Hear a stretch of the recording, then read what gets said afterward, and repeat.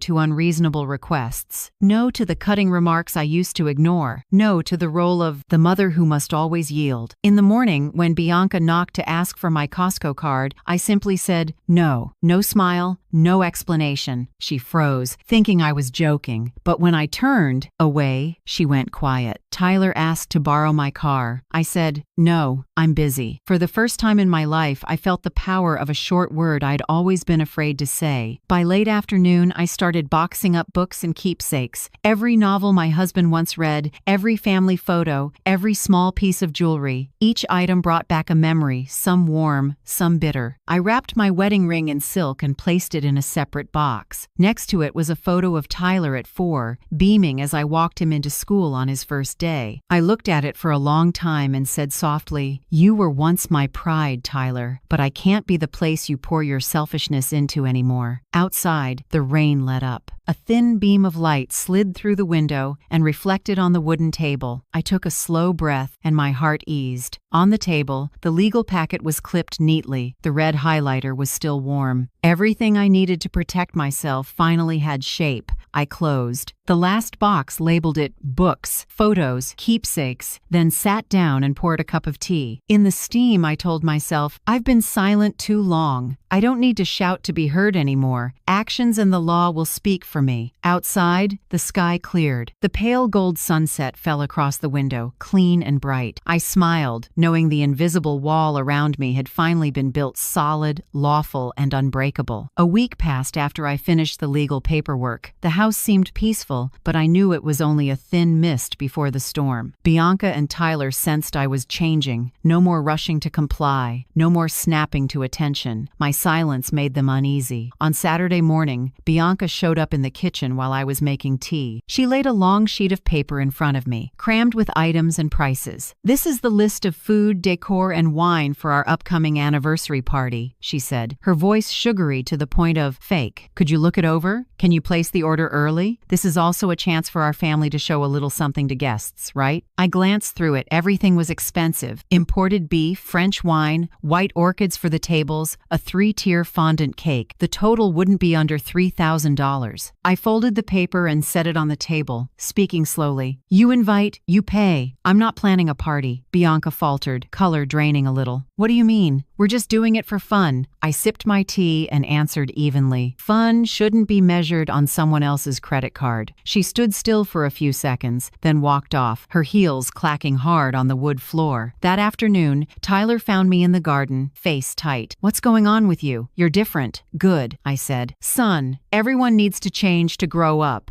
Not like this, he snapped. You're being selfish. Bianca just wants to make things fun around here. And you're always stingy and difficult. I looked at my son, the 38-year-old man I once thought would protect his mother in her old age. Tyler, I said softly, I'm not a bank anymore, and I won't be treated like a walking wallet. He glared. What are you even saying? I'm saying, I answered steady, that love isn't an unlimited expense. He stood silent for a moment, then walked away. I watched his back, the back of a man who never learned the lesson of gratitude. The next day, Bianca knocked on my door, smirking. My car's in the shop? Can I borrow yours? Just for a bit, we're going to the supermarket this weekend. I didn't have to think. No, my car's insured for me only. Oh my God, you're so dramatic. Aren't we family? Family doesn't mean erasing boundaries. I spent half a life learning this. Love doesn't mean letting people trample your limits. What about you? What boundary makes you feel respected in your own family? Share it with me in the comments. My answer stunned her. I saw a flash of bottled anger in her eyes. She turned and slammed the door hard enough to shake the curtain. I just smiled. Part of me felt sad, but another part felt light. For the first time in years, I chose my own respect. In the days that followed, I focused on selling the house. Nolan scheduled 3 showings that week, all during office hours while Tyler and Bianca were at work. I left the spare key in the lockbox out front, just like we planned. The first showing was a newlywed couple, both teachers. They loved the bright kitchen, where morning sun spilled across the granite counter. This place feels cozy, the wife said, eyes roaming the room with delight. I smiled. I've baked more loaves here than I can count. If you pay attention, you can still smell butter and cinnamon. She laughed softly. You really can. When they left, I slid a tray of half-baked cookies back into the oven. Warmth and sweetness spread through the kitchen, the scent of a house that knows how to love. The second showing, a middle-aged man came on behalf of an investment group. He checked the roof and plumbing closely and asked detailed questions about maintenance. I pulled out the packet. Hadley told me to prepare roof inspection reports, electrical warranties, everything neatly arranged. He looked at me, a little surprised. I haven't seen anyone keep records this organized. I smiled. When you've been underestimated, you learn to prepare for everything. The third showing was a young family with a little girl around 7. She ran into the small upstairs bedroom and squealed, I want this room. I stood on the stairs and watched, my chest tightening. I once dreamed Tyler would bring Lily to visit and she'd laugh like that. But life doesn't always follow our hopes. The mother turned to me and gave my hand a gentle squeeze. This house feels peaceful. You'll miss it when you sell. I nodded. Yes, but sometimes peace only comes when you're brave enough to let go. After each showing, I spritzed a little fresh-baked scent, wiped the counters, and opened the windows for sunlight. The house seemed to know I was leaving. It wasn't sad anymore, just quietly saying goodbye. One evening, while I was sorting papers in my room, my phone buzzed. A text from Lily. Grandma, are you okay? I was ashamed hearing Dad talk to you like that. I know how much you sacrificed for him. I read it over and over, my throat tight. She's only 16, but maybe the only one left in the family who still understands kindness. I texted back, I'm okay, honey. Focus on school. Remember, respect is the best meal you'll ever have. I put the phone down, tears threatening, but I didn't let them win. I want Lily to see a strong grandmother who never bows. Around 8 p.m. I got a voice message from my sister-in-law, Colette. Shirley, I heard what happened. I don't want to interfere, but I'm on your side. Maybe it's time Tyler learns the lesson everyone must learn. When a mother stops giving, a son has to grow up.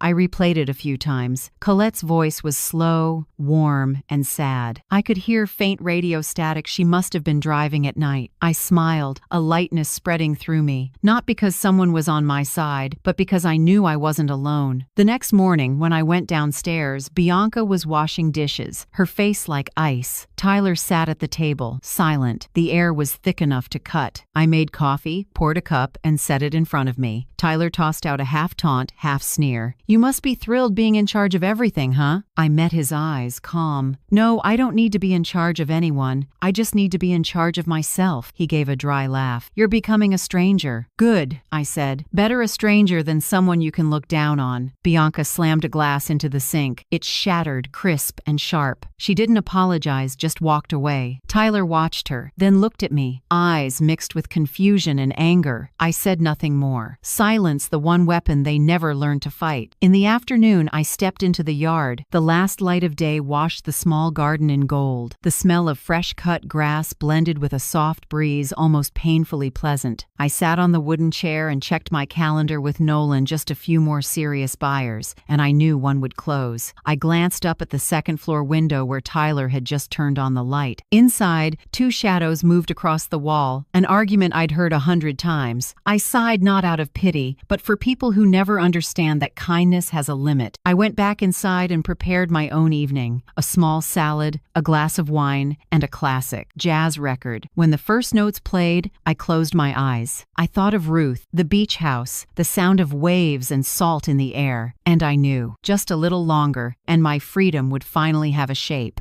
On Monday morning, Portland was foggy. I was making coffee when the phone rang. Nolan Hart. His voice was soft but clear, the way people sound when they're used to working discreetly. Mrs. Shirley, I have good news, he said. A couple from Bend just did a second viewing. They're offering $615,000, all cash, and can close in 7 days. Shall I proceed? I tightened my grip on the mug, my heart skipping a beat. $615,000, about $35,000 over what I hoped for. I took a breath and answered slowly. Let's accept it, Nolan. But I need 72 hours of post-closing occupancy to finish the handoff. Put that in the contract. Of course, he said. I'll send you the signing schedule today, targeting Thursday, 10 a.m. When he hung up, I sat quietly in the familiar kitchen. Thin light slipped through the window onto the stone counter where I'd prepared thousands of meals. Suddenly, it felt like I'd won a long fight and closed a chapter at the same time. That afternoon, I called a moving company. A young, quick voice answered, "Would you like a full move or partial?" "Partial," I said. 3 trips over 4 days. Prioritize documents, family photos, and keepsakes first. She typed fast and asked, "Do you need packing help?"